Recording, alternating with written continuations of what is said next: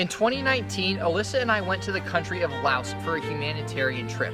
This was done through a program called Give Volunteers, and in this video we're going to share how we found out about this program, our experience with it, and how you guys can have a similar experience traveling the world and doing meaningful work while you're in college.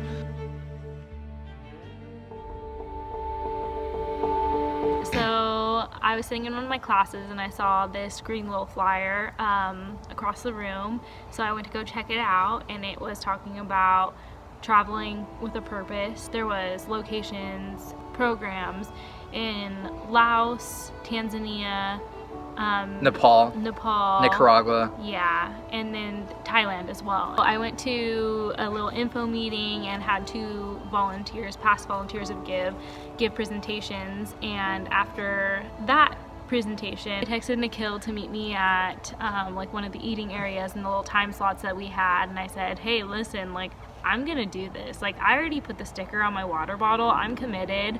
So I'm basically gonna go with or without you.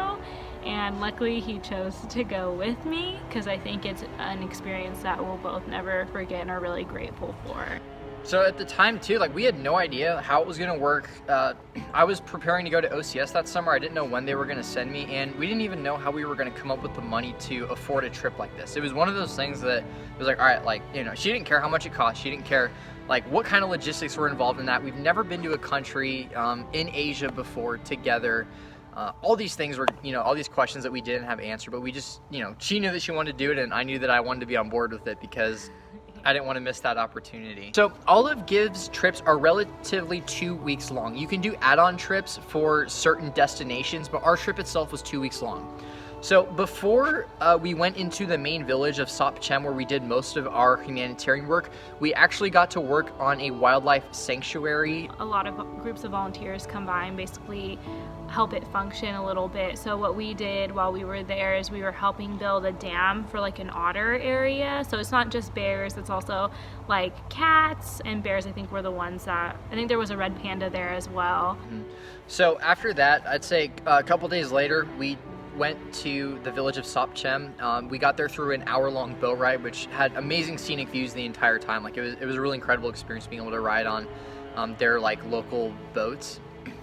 So we arrive in the village, we're greeted with just like unconditional love from the people that live there, and that night they pretty much briefed us on how everything was going to work. Essentially what the next week looked like for us was that people would alternate between days of teaching English to different age groups and working on their farm. So a lot of the work was involved like making cement to create like structures on the farm that were sustainable, as well as digging out a pond and some other things that involve like sustainable agriculture. I signed up for the advanced like teen group, so I'd say like most of them were like 16 to like 20 years of age. And they were like looking to either like work in the city or just learn English for better proficiency. And then and I taught English to the 5, 6, 7-year-olds. I think mostly 5 and 6.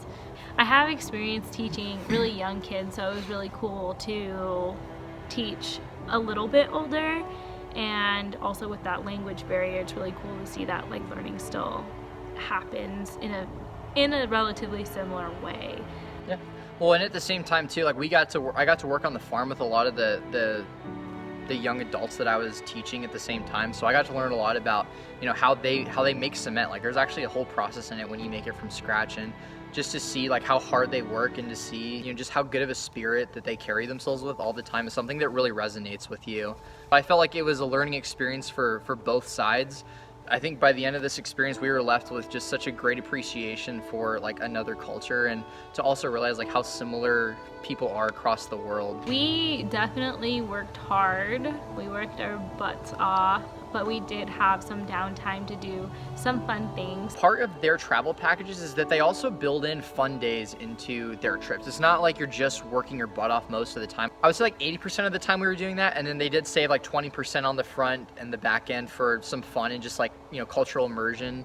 So the first couple days we were there, we got to go see these amazing waterfalls, super blue water. It was really pretty. Towards the end of the trip, they took us on this really, really interesting ziplining course that took a lot of people by surprise. But oh yeah, Yeah. It was an adventure. It was really fun. Yeah, we went like cave exploring, which is Yeah, really that cool. was good. The rice paddies were honestly one of my favorite parts. Like I only saw those in textbooks before, and I don't know, it's really cool. Every single fun thing that we did or adventure day that we had, I feel like better helped us understand the Lao culture and the Lao people.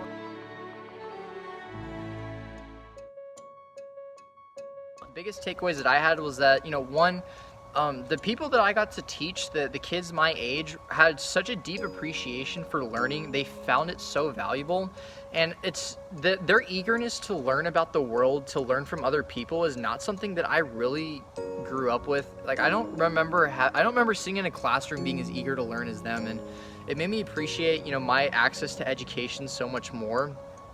And I'm grateful that I was actually able to give some of that to them to whatever extent I was able to. When I got back from the trip, a lot of people said to me, oh, it must make you feel really grateful for what you have. And like to a certain extent, yeah, but I feel like the thing that I found was most important there was like the relationships we build and like the time that we give other people. And because in the end, that's all you really care about and like all you need. Like when I was there, I didn't miss my things. It just really made me realize that the people you love are important and that they're worth giving time to. Another one for me is that you don't have to wait to want to feel like you're making a real difference in the world. We did this trip towards the end of our college experience, and we're like, wow, we're actually out here in the real world. We're helping another culture with some type of sustainability, to the best of our ability. And it was hard kind of coming back in a way and going back to school, because I knew that like I didn't have to get a degree, or I didn't have to like wait any longer to start having like a real positive impact, in other parts of the world. I do think the organization Give does a really good job with taking a whole bunch of helping hands and making it something. Good quote too, someone said while we were on the trip. A lot of people think that they're just like, oh, I'm just a drop in the ocean. My work here doesn't really matter for the 2 weeks. Like it's not making a big difference. But then, the quote was, well, the ocean's made of drops. So like you're part of that big, body of, change that actually is possible because of the efforts of someone, that you did for a couple weeks while you were gone. We don't really care how much money we spent on this trip. At the time, we're like, crap, like we're gonna, I had to get a second job just to pay back, the plane ticket expense and, everything along that, on the other end. And at the time it was a lot of money for us, but once we got back, we're like, yeah, every penny was worth it. Every single penny was worth it. And it's like, we didn't have the money to do it at the time, but we found little ways to save up. And then I got a second job, on the other end, paying back, the bills from it. And then, you can even start a GoFundMe, because it is like, you are, for a large part of this trip, giving to another community. You're not just there on vacation. It's not a vacation. The worst thing you can do is think of it as a total vacation. Mm-hmm. So a GoFundMe is actually really helpful, because a lot of friends and family want to get behind sending you to something so they can kind of feel part of it in a way, and you're representing the peers and the family that's around you, and so people resonate with that. Yeah. So don't discount that as a method for saving up, and at the same time, like, just if you really want to do this, like, you'll find a way financially to make it work. Yeah. And you're gonna look back at these photos, like you're gonna like wish you were still there. There's so many days like I just say, like, I wish I was back in Laos. I never thought I would say that, and I never knew that this trip would be like that meaningful, but we still talk about it, and we're gonna plan on going on one of these other trips at least one more time. Go on this trip. Like, you're gonna thank yourself for the rest of your life, even if it's a financial challenge at the time. Like, you're not gonna regret it in any sense. So if you guys have any questions or comments, feel free to leave them, and I'll do my best to respond, and we'll leave a link to Give's website in the description.